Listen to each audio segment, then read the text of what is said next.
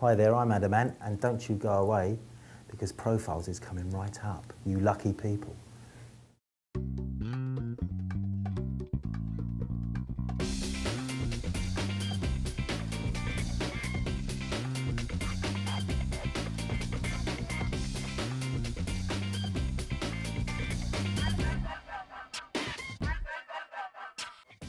Welcome to Profiles. I'm Desi Sanchez. Today's guest is singer Adam Ant, one of pop music's most vibrant figures in the last 25 years.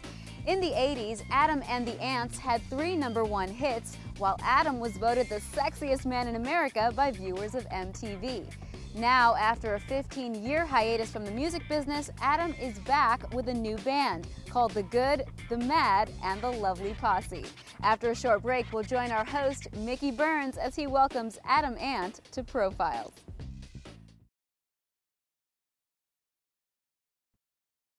Welcome back to Profiles. I'm Desi Sanchez. As part of the new wave British invasion of the 80s, Adam and the Ants took America by storm, with hits such as Goody Two-Shoes and Prince Charming. By the 90s, suffering from exhaustion along with bipolar disorder, Adam left the music scene and focused his attention on acting for television and in film roles. Today, after a 15-year period away from music, Adam's back with a new band. And as you might expect, the reviews have been outstanding. So let's join our host, Mickey Burns, on location from the Iroquois Hotel in the heart of New York City as he welcomes the fashionable Adam Ant to Profiles. On the tiny home in New York, just get to mention I spent my cash on looking flashy, grabbing your attention. The devil take your stereo from your record collection. Oh, looking qualified, but next you got a pension. Stand in the middle, no money all your life. Try to mirror, no one ever at night. Adam Ant, welcome to our show Profiles, and welcome to New York. Thank you very much indeed. You have a lot of fans here, and they're all interested to find out, what are you up to? Yeah, there's lots to talk about, exciting stuff coming up. It's just great to be back in the USA. It's been a while. And we're happy to have you back. Thank you. Of course, you are one of pop music's most vibrant figures for the last 25 years. So the comeback that you're making currently has been long awaited. Yeah, it's been 17 years, I think, since the last album. Wow, that's a long time. It's a long time, but we'll see. Well, you also have a new band. Yeah, And let me try to get this one right. The Good, The Mad, and The Lovely Posse? That's correct. The reviews for the band have been great, but for you personally, what has it been like for you to be back on stage again? Well, it's amazing. I mean, you never know. You can't take anything for granted. But I started about a year ago in London and auditioning band members. Yeah, and yeah. I just started off playing the acoustic, stripping my songs down to just acoustic arrangements and playing in small places and with friends, playing in people's, parties and stuff, and then put a band together and did all the old clubs I used to do in the punk days, Yeah, the Marquee and all those old places. And then eventually, we've played to 200,000 people since we started that, so it's a good band. Well, I did want to ask you what kept you away from the music scene for almost 2 decades? Yeah, well, a lot of things really. By about mid-80s, I'd kind of been doing nothing but music, and I decided if I wanted to I was interested in acting, and it wasn't something you could just dabble with, and I think a lot of people in my business think they can immediately cross over from being at a certain level in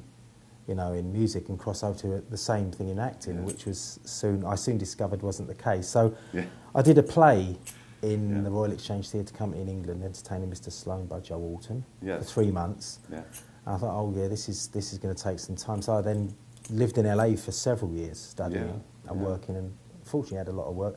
I wrote a book, but above all, I have a daughter now. Yeah. And I decided I became a bit of a home dad for about 6 years. Good for you. Doing that. So, it was busy to me, but for everybody else, they probably think, he's sitting on an island somewhere, I don't know.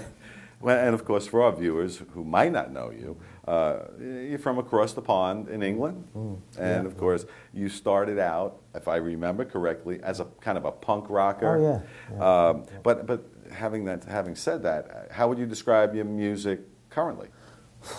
Well, I mean, basically, I mean, it's everything's kind of. I mean, it's rock and roll, really. But it's. I knew that when I did the Kings of the Wild Frontier album, the project, that because of the drums and because of this look of it, it was going to be called something that I didn't want it to be called. You know, so I called it ant music, basically, which is a bit of a risk because it's a bit I remember it well. pretentious. So, but I did call it ant music. So that's basically what it is. It's still, you know, ant music is what I call it.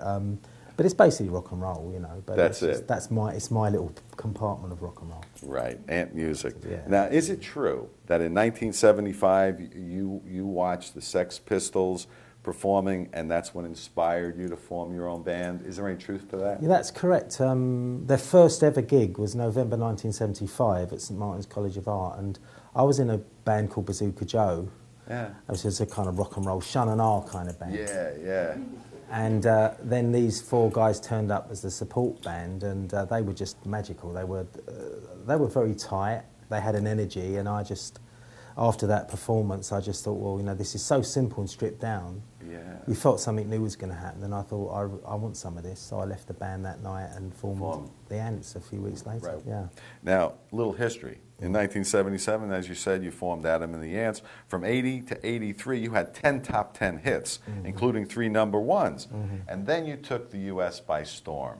And they really loved you here. But for you, did it satisfy all the expectations that you had of the Americans?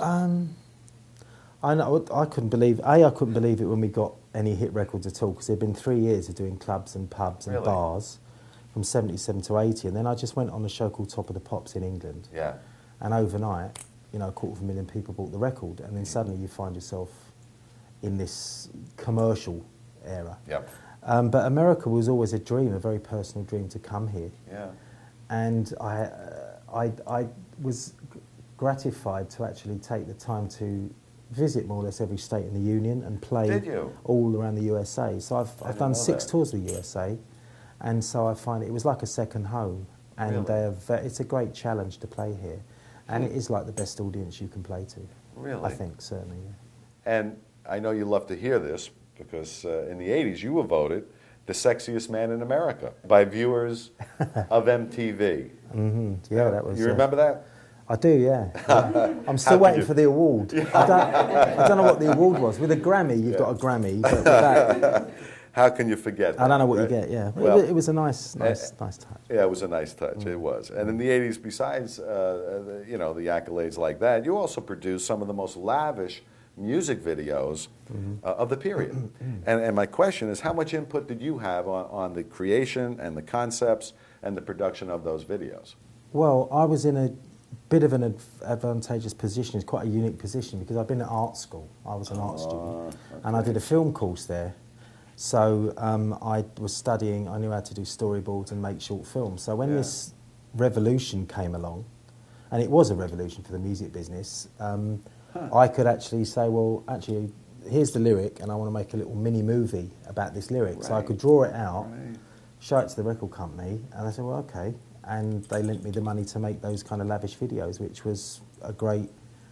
You know, it was a great... At the start, it was in its infancy, and it was a slightly different, I think, from what everybody else was doing. Yeah, it was artsy. It was, yeah. And I was a bit humorous as well. So yes, it was. You know. Yes, it was. Do you ever watch them today?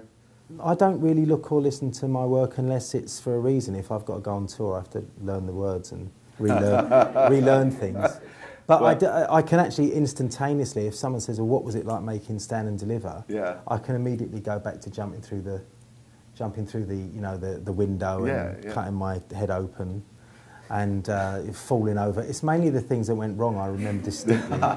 Well, they certainly have stood the test of time. I was watching one the other night, and I enjoyed it. Oh, thank you. Now, when you brought Ant Music to the States, you also brought with you the wildest costumes, makeup, etc. But originally, when you started with the tape and the Indian garb, I mean, who came up with that original concept? Well, I'm as I mentioned earlier, I love history. That's it. And I read I read between 2 and 3 books a week. Really? Primarily history books. So that had always fascinated me. I was just interested after the punk thing, which had got very grey and very dark and a bit sad. I wanted to do something romantic, kind of heroic, and these heroic images that I'd grown up with as a child, Right. Piracy, Native American Indians, the philosophy behind that Yes. really affected me spiritually. So when I came here, all my influences were kind of American, really, as well as a sort of traditional British mix. So I think it was hard. It was something that the American audience possibly could get. They could understand it. It became as much your signature as the music was. Yeah, Was the look. it is. I mean, it's nice now in the Victoria and Albert Museum. Those costumes are on show Are now they? in permanent collection. So it's nice to go in there with my daughter who's 14. Right. And she says, "You didn't wear those trousers, did you, Dad?" Yes, I did. I can't believe I wore those trousers.